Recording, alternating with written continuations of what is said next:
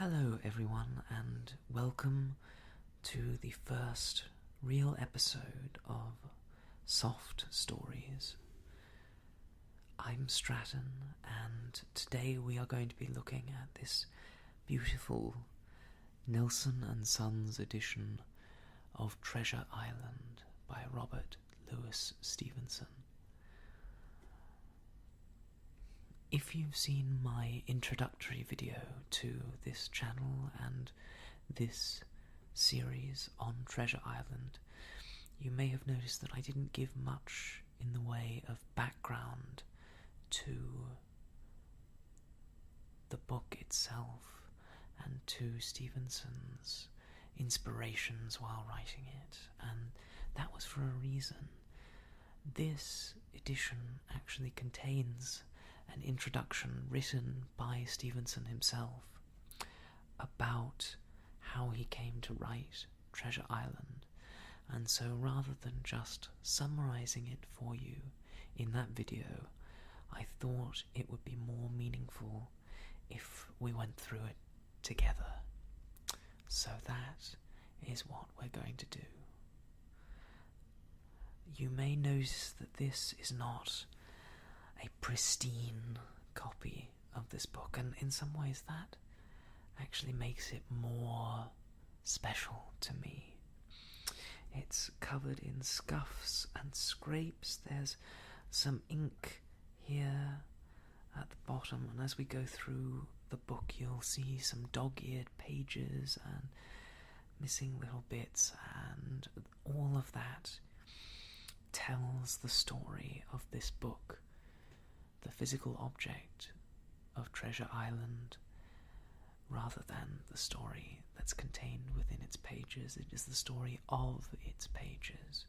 And every book, every object in our world has its own story to tell through what it is and where it's been and the marks and scuffs that are left upon it by those journeys. And so I wanted to do this series in video to celebrate the physicality of these books. You can see that there is some pencil writing here inside this, which suggests to me that this may have originally been owned by a child. I mentioned before that whatever inscription was pasted in here, it's no longer there. You can see some ink writing here and scraps. Maybe this was a library book. That looks like a library card. But really, it's very difficult to tell, and I'm a bit sad about that. I would love to know exactly where this book had been before I found it in that little charity shop in Edinburgh, Scotland last year. But without further ado, let us be taken away to Treasure Island.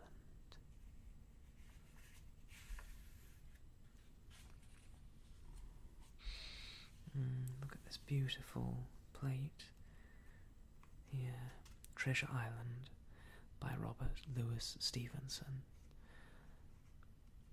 This copy produced by Thomas Nelson and Sons Limited. They were based in Edinburgh, but they had offices in other places as well. See, printed in Great Britain at the press of the publishers. And this edition is dedicated to Lloyd Osborne, an American gentleman, in accordance with whose classic taste the following narrative has been designed. It is now, in return for numerous delightful hours, and with the kindest wishes, dedicated by his affectionate friend, the author. I mentioned before that it is very likely that this particular copy was produced after the author's death.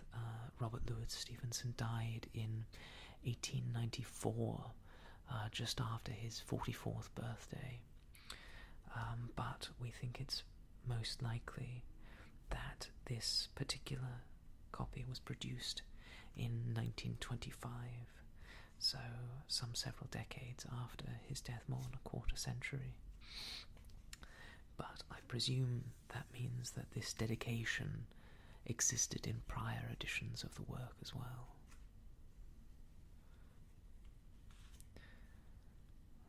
Here we are at the table of contents, and there's the introduction that we'll get to in just a moment.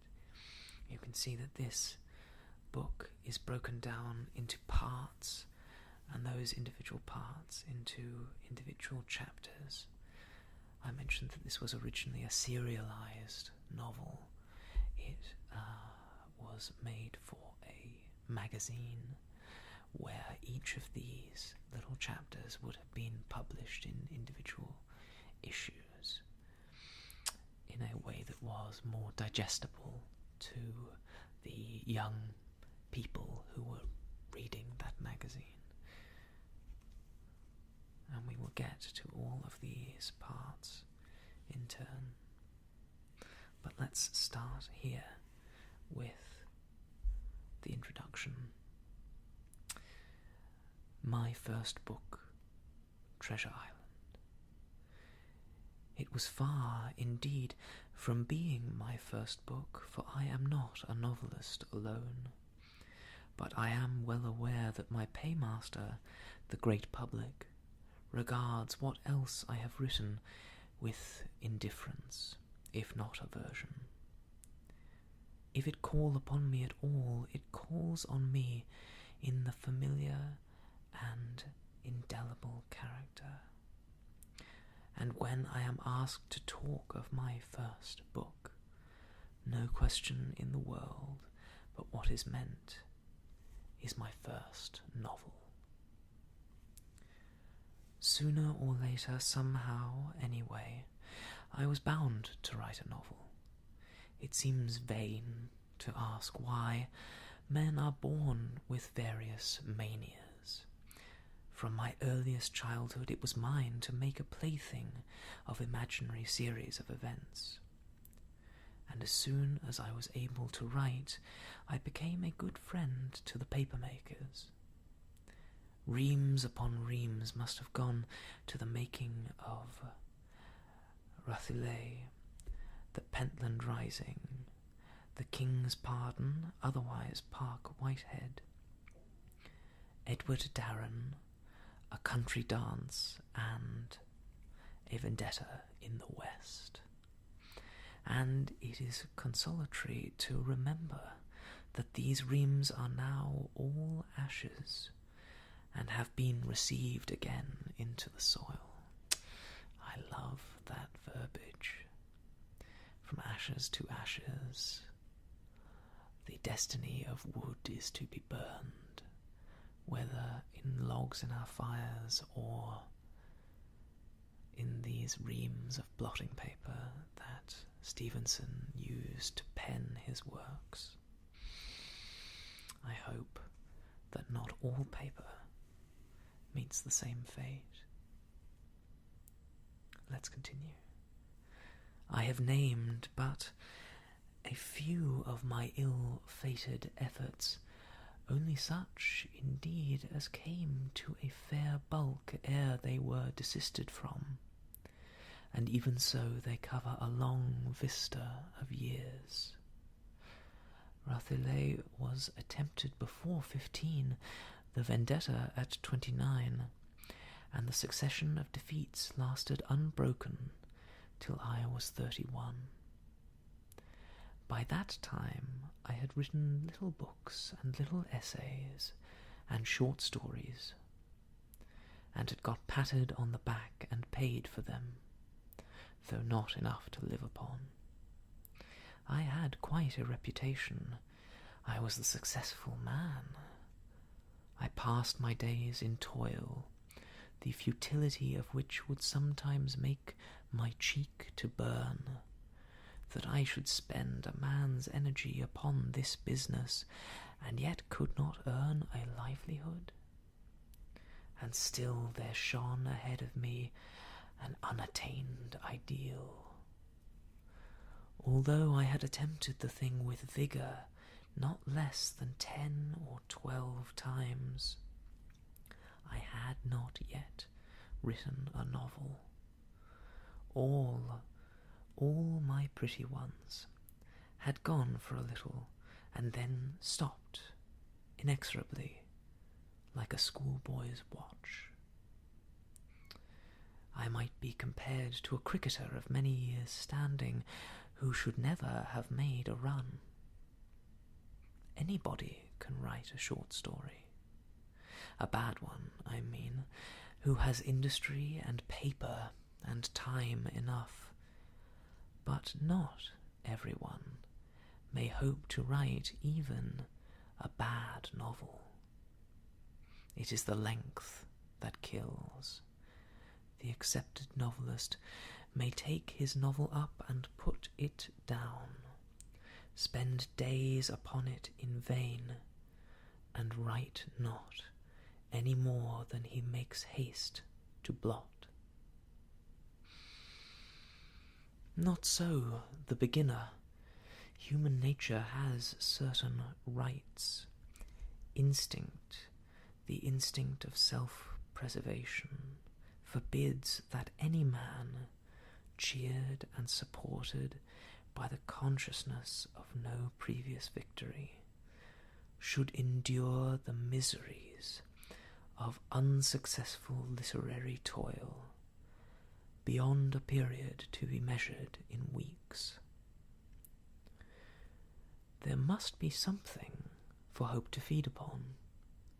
The beginner must have a slant of wind, a lucky vein must be running, he must be in one of those hours when the words come and the phrases balance themselves, even to begin.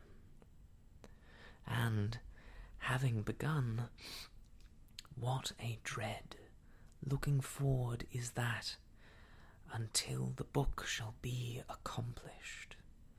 For so long a time the slant is to continue unchanged, the vein to keep running.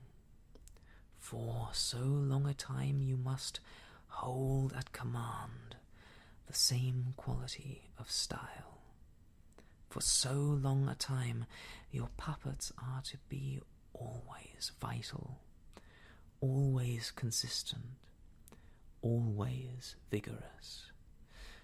I remember I used to look, in those days, upon every 3-volume novel with a sort of veneration, as a feat, not possibly of literature, but at least of physical and moral endurance and the courage of Ajax.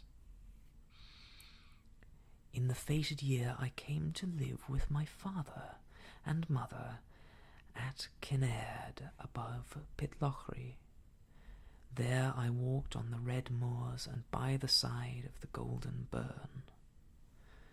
The rude, pure air of our mountains inspirited, if it did not inspire, us.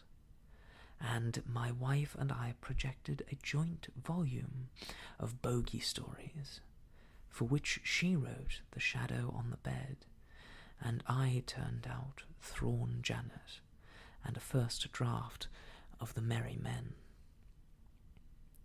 I love my native air, but it does not love me, and the end of this delightful period was a cold, a fly blister, and a migration by Strathairl and Glenshee to the Castellan of Braemar. There it blew a good deal and rained in a proportion.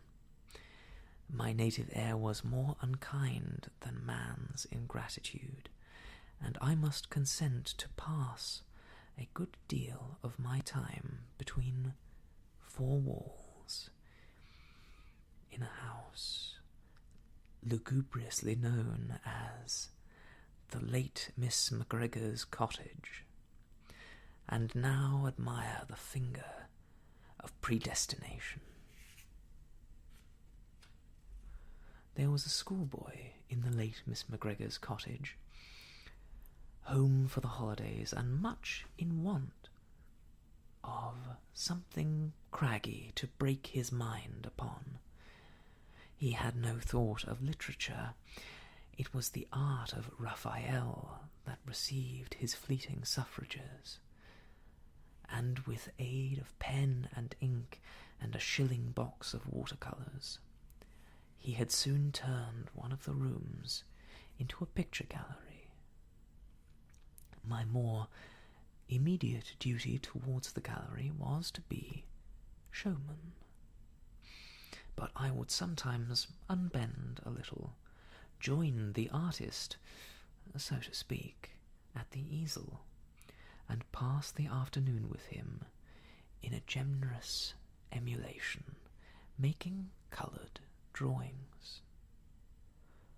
On one of these occasions I made the map of an island. It was elaborately and, I thought, beautifully coloured. The shape of it took my fancy beyond expression. It contained harbours that pleased me like sonnets, and with the unconsciousness of the predestined, I ticketed my performance Treasure Island. I am told there are people who do not care for maps, and find it hard to believe. The names, the shape of the woodlands, the courses of the roads and rivers, the prehistoric footsteps of man still distinctly traceable, uphill and down dale, the mills and ruins, the ponds and the fairies. Perhaps the standing stone, or the druidic circle on the heath. Here is an inexhaustible fund of interest for any man with eyes to see, or twopence worth of imagination to understand with. No child but must remember laying his head in the grass, staring into the infinitesimal forest, and seeing it grow populous with fairy armies. Somewhat in this way, as I pored upon my map of Treasure Island, the future characters of the book began to appear there, visibly, among imaginary woods, and their brown faces and bright weapons peeped out upon me from unexpected quarters, as they passed to and fro, fighting and hunting treasure on these few square inches of a flat projection. The next thing I knew, I had some paper before me, and was writing out a list of chapters.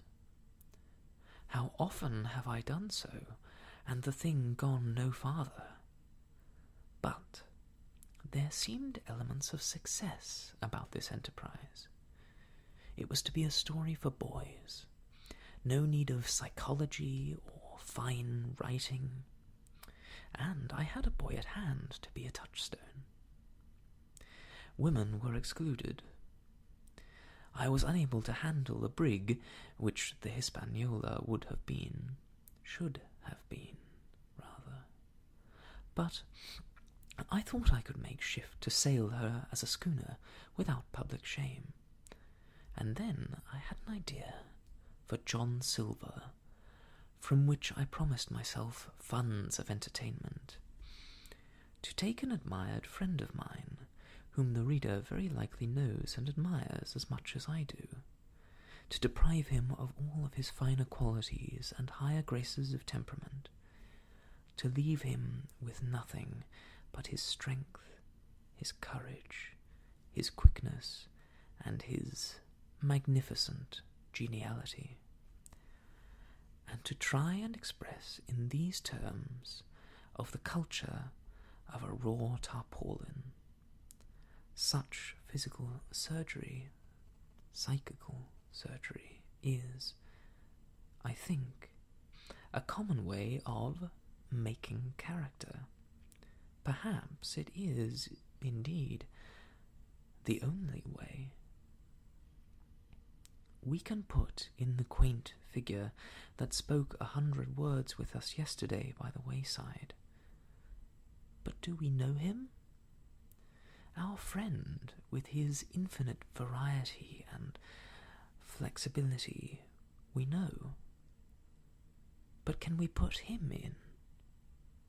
Upon the first, we must engraft secondary and imaginary qualities, possibly all wrong. From the second, knife in hand, we must cut away and deduct the needless arborescence of his nature.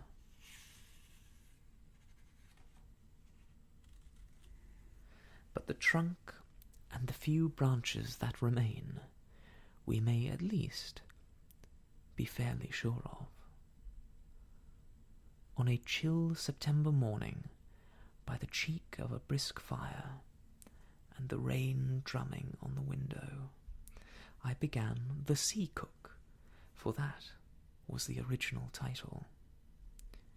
I have begun and finished a number of other books, but I cannot remember to have sat down to one of them with more complacency.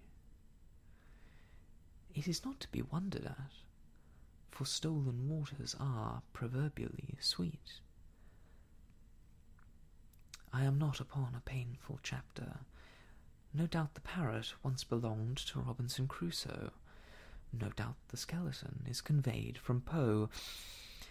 I think little of these. They are trifles and details, and no man can hope to have a monopoly of skeletons, or make a corner in talking birds.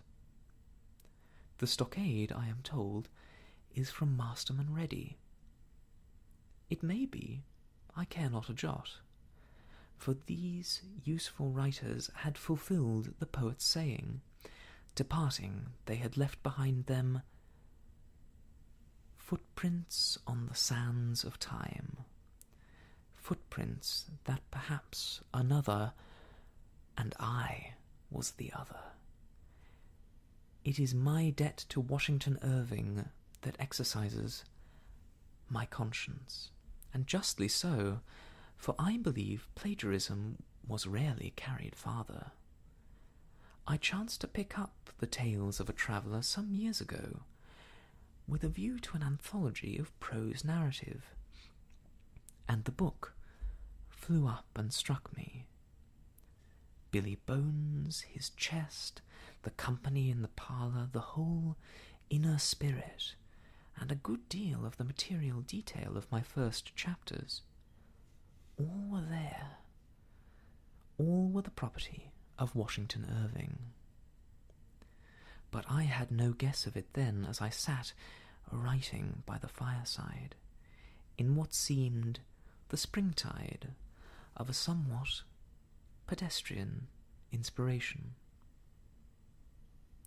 Nor yet day by day after lunch, as I read aloud my morning's work to the family. It seemed to me original as sin. It seemed to belong to me like my right eye. I had counted on one boy. I found that I had two in my audience. My father caught fire at once with all the romance and childishness of his original nature. His own stories, that every night of his life he put himself to sleep with, dealt perpetually with ships, roadside inns, robbers, old sailors, and commercial travellers before the era of steam. He never finished one of these romances. The lucky man did not require to. But in Treasure Island he recognized something kindred to his own imagination. It was his kind of picturesque. And he not only heard with delight the daily chapter, but set himself actively to collaborate. When the time came for Billy Bones's chest to be ransacked, he must have passed the better part of a day preparing, on the back of a legal envelope, an inventory of its contents, which I exactly followed, and the name of Flint's old ship, the Walrus, was given at his particular request. And now, who should come dropping in ex machina but Dr. Japp, like the disguised prince who is to bring down the curtain upon peace and happiness in the last act, for he carries in his pocket not a horn or a talisman, but a publisher, had, in fact, been charged by my old friend Mr. Henderson to unearth new writers for young folks. Even the ruthlessness of a united family recoiled before the extreme measure of inflicting on our guest the mutilated members of the Sea Cook. At the same time, we would, by no means, stop our readings, and accordingly the tale was begun again at the beginning, and solemnly redelivered for the benefit of Dr. Japp. From that moment on, I have thought highly of his critical faculty, for when he left us, he carried away the manuscript in his portmanteau. Here, then, was everything to keep me up: sympathy, help, and now a positive engagement. I had chosen, besides, a very easy style. Compare it with the almost contemporary Merry Men. One would prefer the one style, one the other. 'Tis an affair of character, perhaps of mood, but no expert can fail to see that the one is much more difficult, and the other much easier to maintain. It seems as though a fully grown, experienced man of letters might engage to turn out Treasure Island at so many pages a day, and keep his pipe alight. But, alas, this was not my case. 15 days I stuck to it, and turned out 15 chapters, and then, in the early paragraphs of the 16th, ignominiously lost hold. My mouth was empty. There was not one word more of Treasure Island in my bosom, and here were the proofs of the beginning already waiting me at the hand and spear. There I corrected them, living for the most part alone, walking on the heath at Weybridge on the dewy autumn mornings, a good deal pleased with what I had done, and more appalled than I can depict to you in words at what remained for me to do. I was 31. I was head of a family. I had lost my health. I had never yet paid my way, had never yet made £200 a year. My father had quite recently bought back and cancelled a book that was judged a failure. Was this to be another and last fiasco? I was indeed very close on despair, but I shut my mouth hard, and during the journey to Davos, where I was to pass the winter, had the resolution to think of other things, and bury myself in the novels of M. de Bois-Guilbert. Arrived at my destination, down I sat one morning to the unfinished tale, and behold, it flowed from me like small talk, and in a second tide of delighted industry, and again at the rate of a chapter a day, I finished Treasure Island. It had to be transacted almost secretly. My wife was ill, the schoolboy remained alone of the faithful, and John Addington Symonds, to whom I timidly mentioned what I was engaged on, looked on me askance.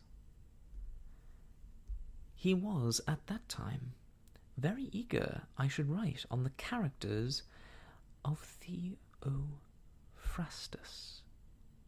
So far out may be judgments of the wisest men.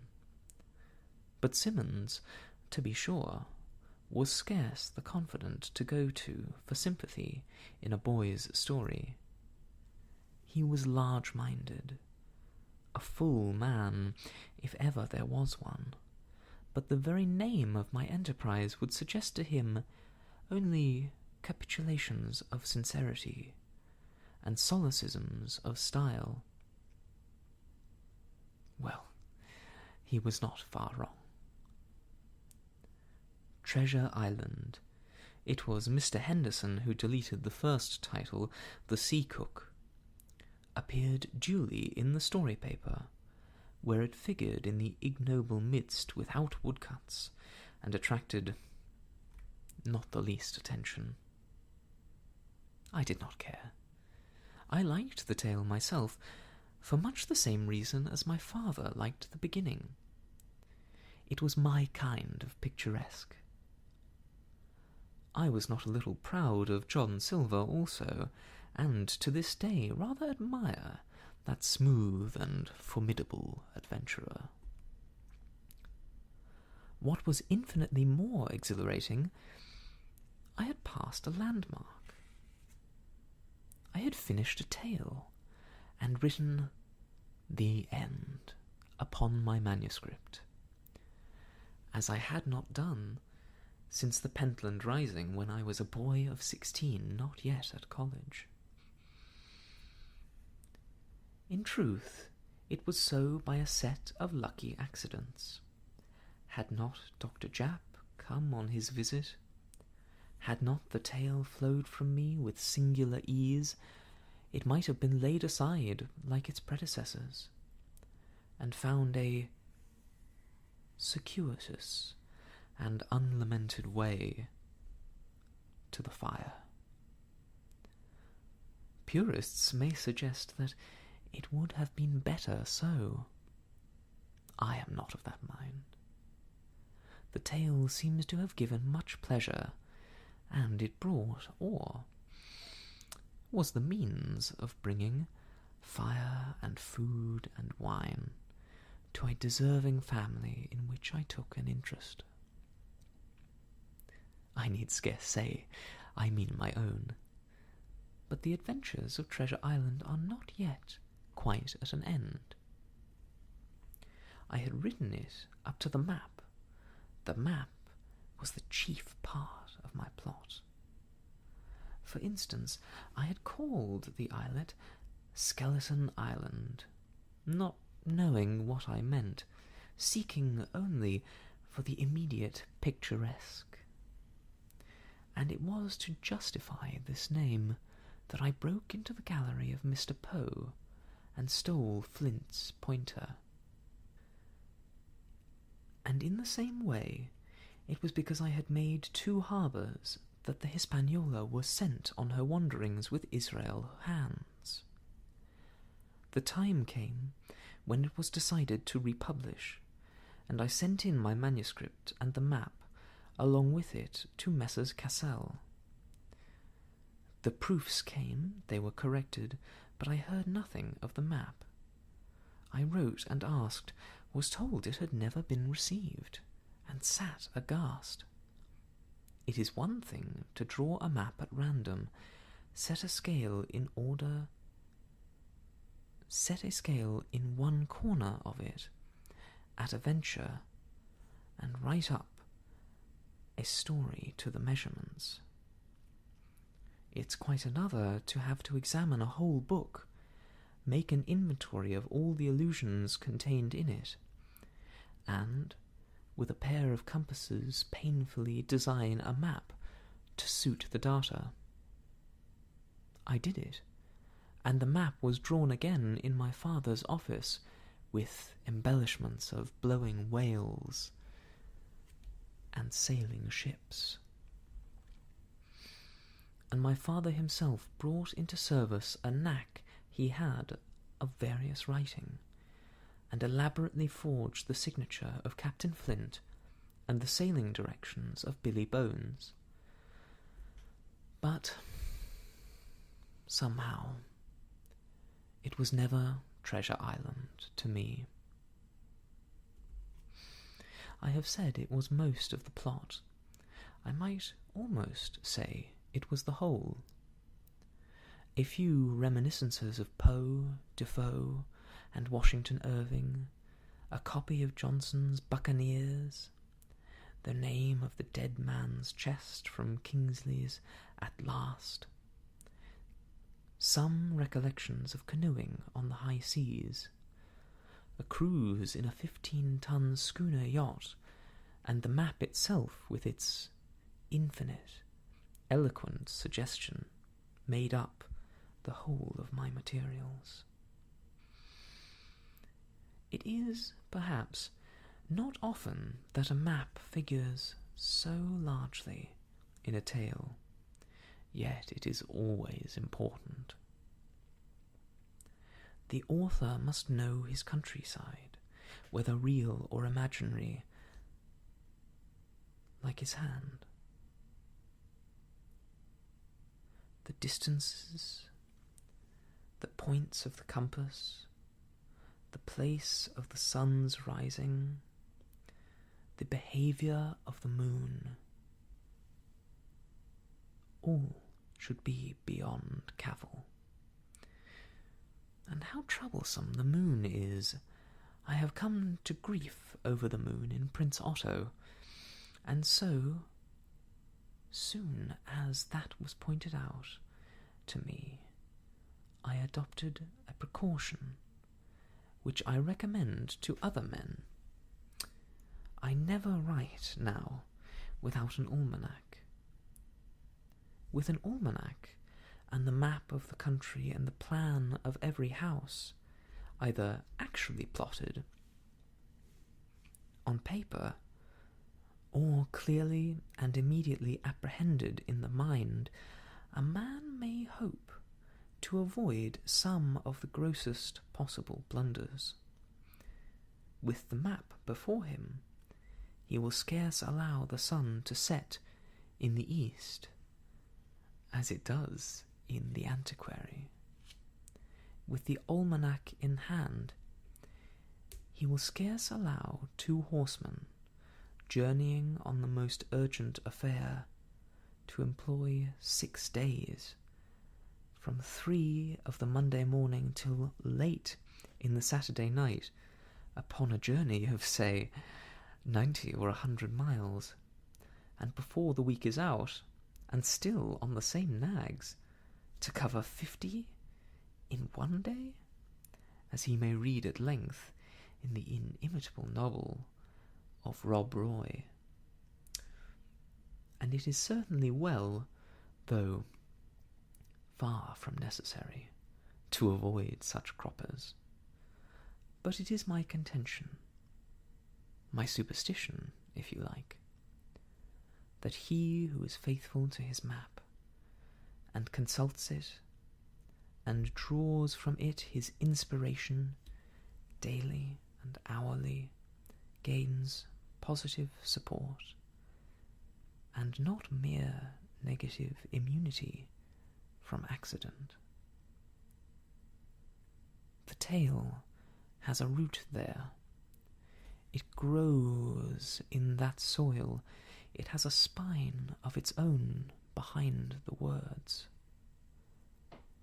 Better if the country be real, and he has walked every foot of it, and knows every milestone. But Even with imaginary places, he will do well in the beginning to provide a map. As he studies it, relations will appear that he had not thought upon. He will discover obvious, though unsuspected, shortcuts and footpaths for his messengers. And even when a map is not all the plot, as it was in Treasure Island, it will be found to be a mine of suggestion. We have been going now for about half an hour, and let's just go ahead and check how long this first chapter is, for it may be time for us to end this first episode, though to only have completed the introduction seems a little unfair. Part 1, the old buccaneer, beginning at chapter 1, the old sea dog at the Admiral Benbow. I think, even though it is a scant 8 pages, shall have to wait for next time.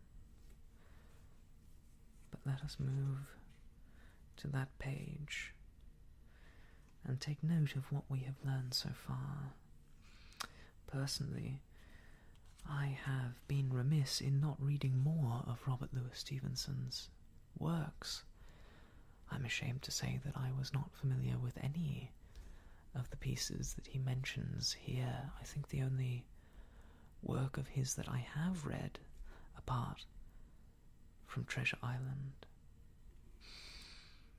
is The Strange Case of Dr. Jekyll and Mr. Hyde, which is a wonderful, dark, and worthwhile novella, which I highly recommend you seek out and read for yourself. Though maybe one day we will return to Stevenson here and we can share that experience together. Until that time, though, we will content ourselves with Treasure Island and the works that are yet to come in this series, Soft Stories. Thank you all so much for joining me. We will mark our place with my old university's bookmark, which I have used in many a tale, and return to Treasure Island another time. Thank you so much for joining me, but it's time for me to go.